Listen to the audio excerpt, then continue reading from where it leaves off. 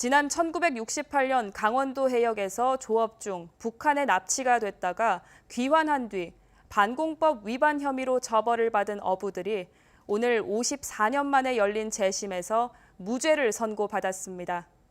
재판부는 피고인과 가족들에게 사과한다며 고개를 숙였습니다. 박성아 기자입니다. 1968년 11월 당시 32살이었던 경북 영덕 어부 김영달 씨는 강원도 고성 앞바다에서 조업을 마치고 돌아오던 중 북한 경비정에 의해 납치됐습니다.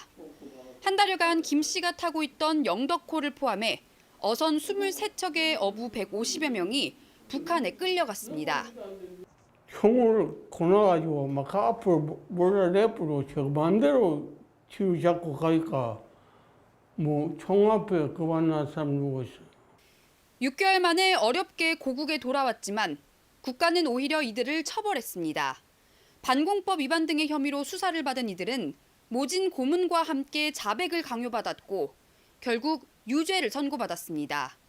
처벌 이후로도 간첩 의혹에 시달리며 수십 년간 불법 사찰과 연좌제 등 고통을 받아야 했습니다. 전기로 가지고 뭐 저기 했나 뭐이더라고. 그질로 이 다리를 못 씻다.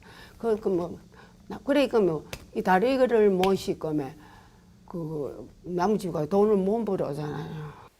진실화해위원회는 지난 2월 수사정보기관이 납북어부들을 불법 구금하고 허위 자백을 강요하며 가혹행위를 했다며 국가의 사과와 재심을 권고했습니다. 그리고 50여 년 만에 열린 재심에서 재판부는 영덕호 선원들에게 무죄를 선고했습니다. 재판부는 불법 구금 상태에서 조사받았기 때문에 수사 과정이나 법정에서 한 진술은 증거 능력이 없다고 밝혔습니다. 재판장은 과거 권위주의 정권 아래서 큰 고통을 당한 피고인과 가족들에게 사법부의 일원으로서 사과드린다며 고개를 숙였습니다. 피고인과 유족들은 이번 판결로 명예가 회복될 수 있을 것 같다며 기뻐했습니다. 반가웠어요. 무죄할게. 예. 아무 죄도 안 지었으니까 뭐 응답고 그렇게 하려 생각했어요.